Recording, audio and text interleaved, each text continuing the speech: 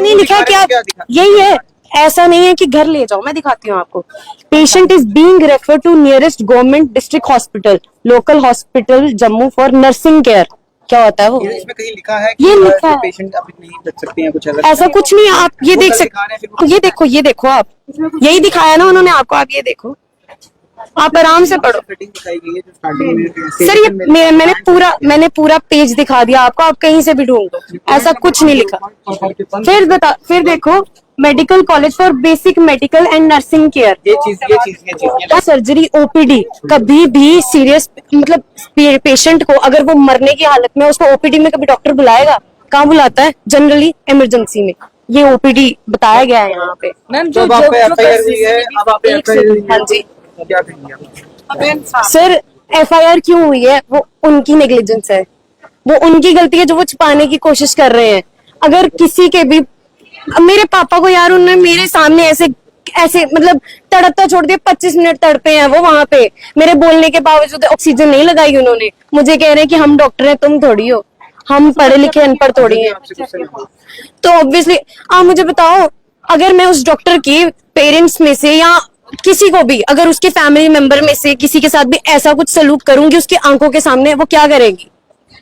वो क्या करेगी? आखिर में क्या कहेंगे? आखिर में मैं ये कहूंगी कि वो ये कहते हैं ना कि मैंने उनको मारा है। यार उन्होंने मेरे पापा की जान ली है, मेरे पापा वापस मोड़ दो।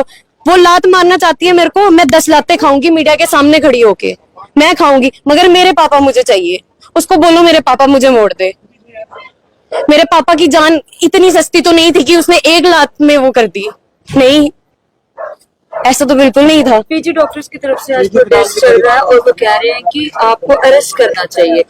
जो आपने कल जो सीसीटीवी फुटेज में दिख रहा है कि आपने उस महिला नर्स को जो है आपने टांग मारी है, उन्होंने मैम वो महिला नर्स नहीं है, वो एक पीजी स्टूडेंट है। Student is not capable of doing a surgery, यह चीज हर बंदे को पता है। तो उन्होंने कैसे किया?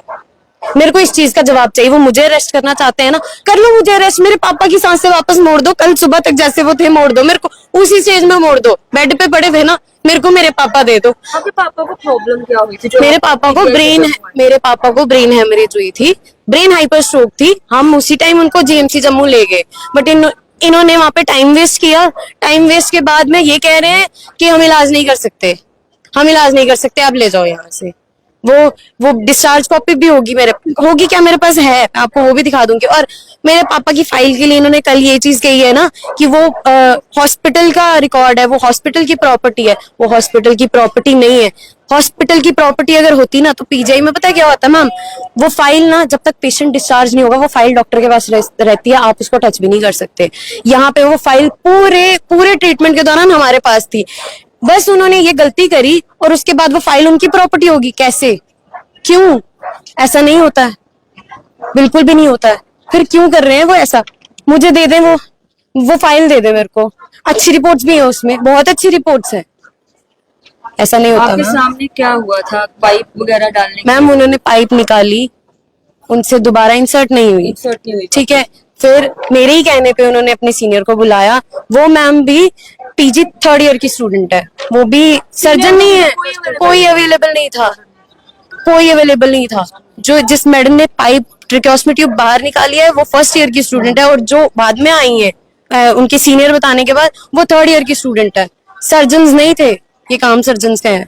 अगर जीएमसी प्रिंसिपल आपकी बात को सुन रही है, हाँ जी, आप उनसे क्या कुछ करना? मैं उनको ये कहना चाहती हूँ कि सर मजाक ना करो हमारे जम्मू के लोगों के साथ।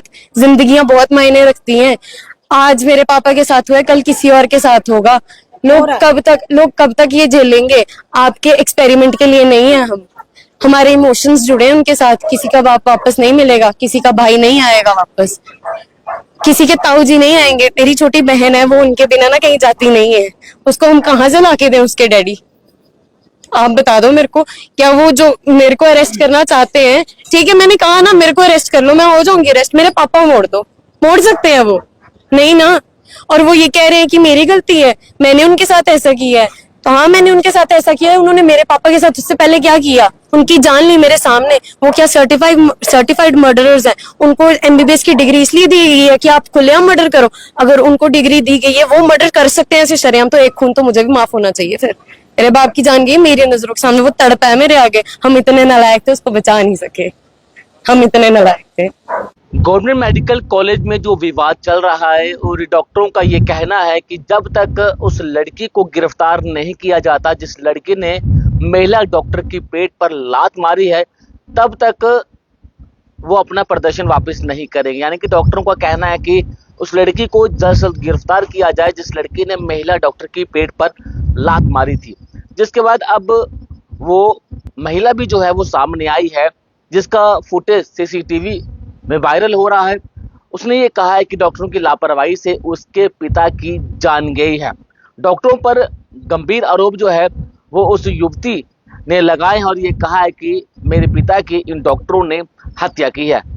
हालांकि किसकी लापरवाही है किसकी नहीं, ये फिलहाल जांच का विषय है। लेकिन इस विवाद के बाद अब वो लड़की भी सामने आई है जो महिला डॉक्टर की पेट पर लात मारती हुए नजर आ रही है।